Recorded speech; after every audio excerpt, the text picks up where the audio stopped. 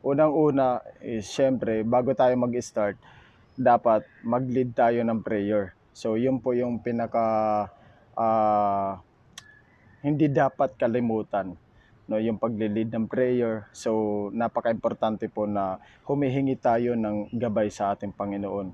Siyempre ika nga, God first, 'di ba? Bago safety first. Dapat unahin natin ang Panginoon. At kadalasan po kasi mga ka-safety, sa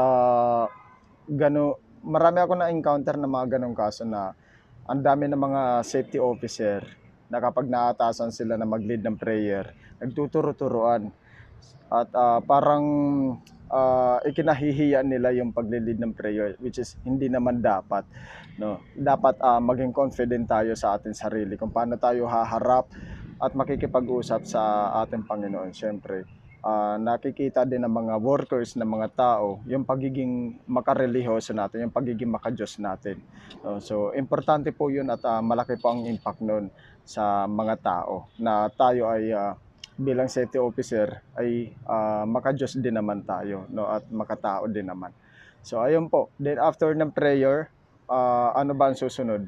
So, ayun, exercise, no? Exercise. Yung mga basic exercise. So, i-ano natin, i-explain natin sa kanila kung ano yung kahalagahan ng exercise, kung bakit natin kailangan gawin yon bago mag-start ang trabaho. So, ayun pa lang is topic na yon, no? Pwede nating ipasok yon bilang topic natin sa toolbox meeting. So, kahalagahan ng pag-ehersisyo. Then, yung mga basic tulad na simula sa ulo, balikat, kamay, mga daliri hanggang sa bewang, tuhod at paa, no.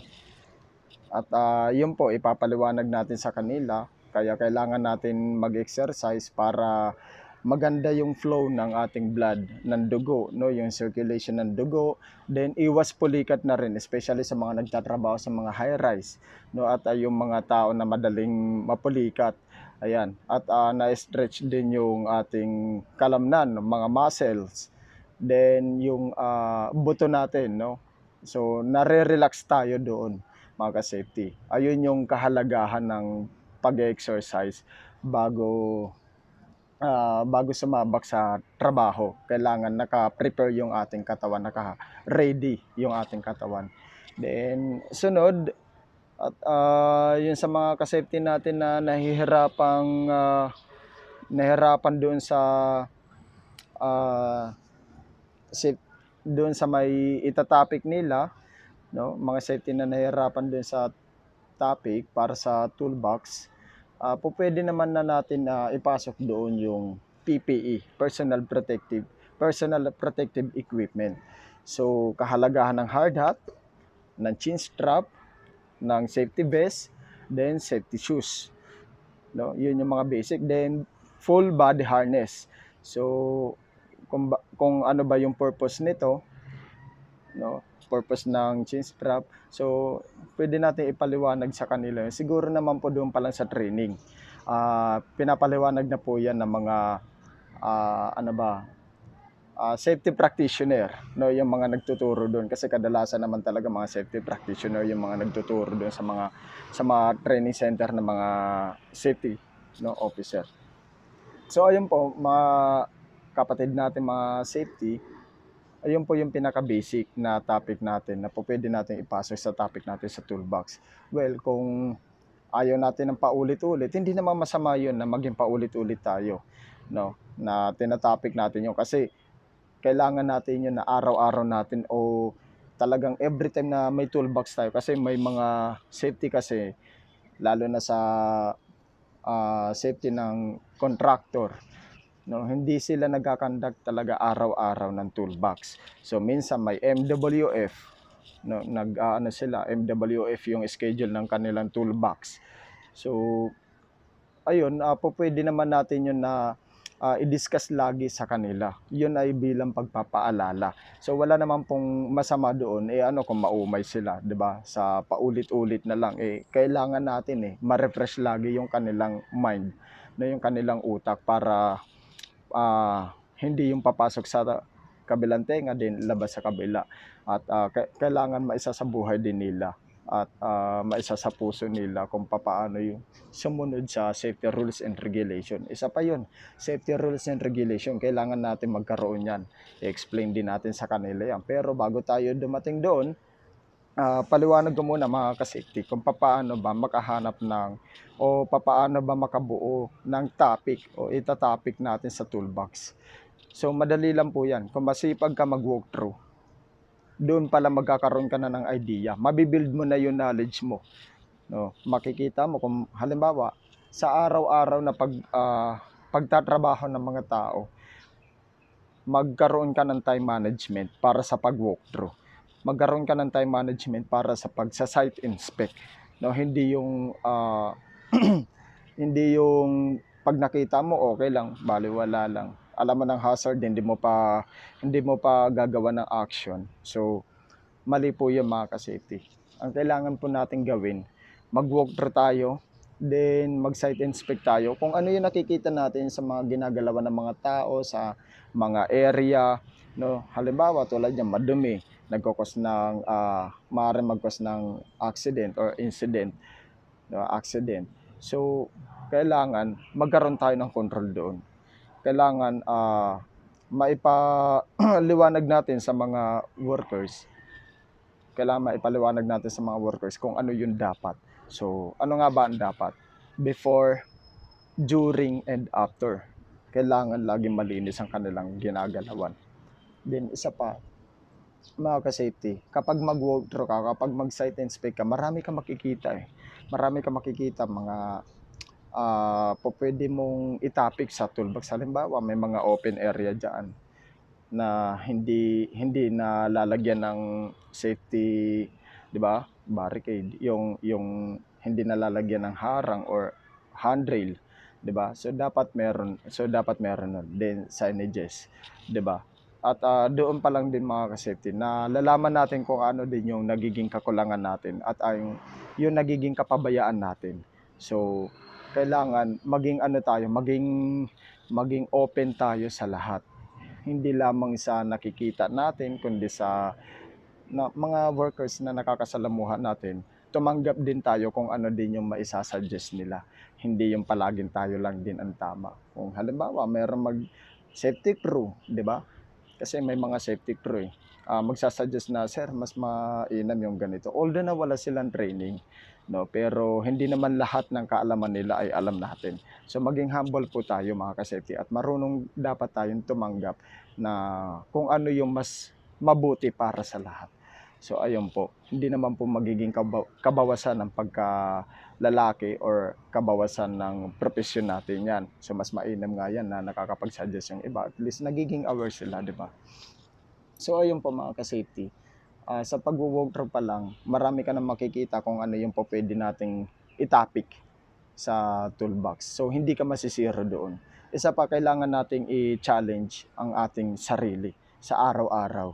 Lalo na actual tayong nagsa-site inspect. Hindi tayo yung bang puro salita na lang, puro paliwanag na lang. Kailangan kumilos din po tayo mga ka-safety. Yun po yung kailangan nating gawin doon. So, ano pa, kailangan natin is ito, whistle, o pito or salbato sa ibang katawagan. Ano ba ang purpose nito? Karamihan sa mga safety na na-encounter ko mga ka-safety, yung mga safety na nakikilala ko or mga nakasama ko before, wala silang pito. So ano ba ang kahalagahan ng pito? Ito ay para din sa hindi mo na kailangan sumigaw, at kung gagamitan mo ng whistle yung mga workers, alam na nila, 'di ba? So kung sisigaw ka kasi, parang ang magiging iba kasi yung magiging dating sa mga workers kasi kung sisigawan mo yung isang workers, iba kasi yung magiging dating niyan. May mga tao kasi na hindi ganun kalawak yung pag-unawa. Baka ang isipin nila na sinisigawan sila ng ganyan, parang nayuyurakan na yung pagkatao nila. So, iyon. Kailangan natin gumamit ng whistle, din kapag humarap sila sa atin, saka natin senyasan. Hard hat mo, isuot mo, 'di ba? So, doon pa lang alam na ng workers. At least hindi tayo yung pabuliyaw, hindi tayo yung pasigaw na nagsasabi sa kanila kung ano yung dapat nilang gawin. So, ito po yung mga basic na paraan mga ka-safety para magkaroon tayo ng idea or knowledge sa pagtutoolbox kung ano yung dapat nating itapik. Okay lang yan kahit paulit-ulit kasi lagi naman talaga natin dapat na i-remind sa mga workers kung ano yung dapat nilang gawin at maging aware sila sa pagsusuot lagi ng complete PPE. Ayan. At sana po suportahan niyo po ang video kong ito at marami po akong I hope na marami pa po akong ma-share no, about sa safety. Ito po ay basic lamang po ito. At para sa mga lalo na sa mga baguhan natin na nag-uumpisa pa lang, wag po kayong mawala ng pag-asa at wag po kayong magsasawa no at dapat laging humble lang po tayo, mapagpakumbaba, maging malumanay sa pananalita. No, hindi porket na safety, magiging arrogant na tayo, hindi porket na safety, ikaw na lagi ang tama. No? Hindi po dapat nakabase ang pagiging safety sa ganong pamamaraan or ganong estilo ng pag-uugali. Dapat maging ano din tayo, marunong makitungo sa mga tao na ating nasasakupan para hindi tayo kinaiinisan, hindi tayo yung minumura kapag nakatalikod, no. So ayun po.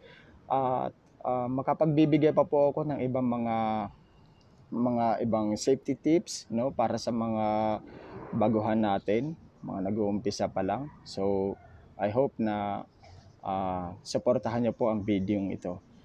At wag pong kalimutan na mag-subscribe, then comment kung ano pa po yung mga recommendation nyo or kung ano pa po yung gusto nyong i-topic natin. Ayan, sa abot ng aking makakaya, gagawin po natin yung mga ka-safety.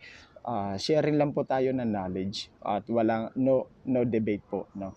Sharing lang po, ayan, maging mapagbigay tayo sa mga nalalaman natin, sa mga kapwa natin ka-safety. Maraming salamat po at sa ngayon, ito lamang po ang aking maitatopic about sa toolbox meeting, no, kahalagahan ng exercise at kung paano tayo makakapag-create ng ating itatopic o kung paano tayo makakagawa ng topic natin para sa toolbox meeting at kahalagahan especially ng prayer. So maraming salamat po mga ka-safety. Ingat po and always safety first and God first. Thank you. Mabuhay po ang lahat.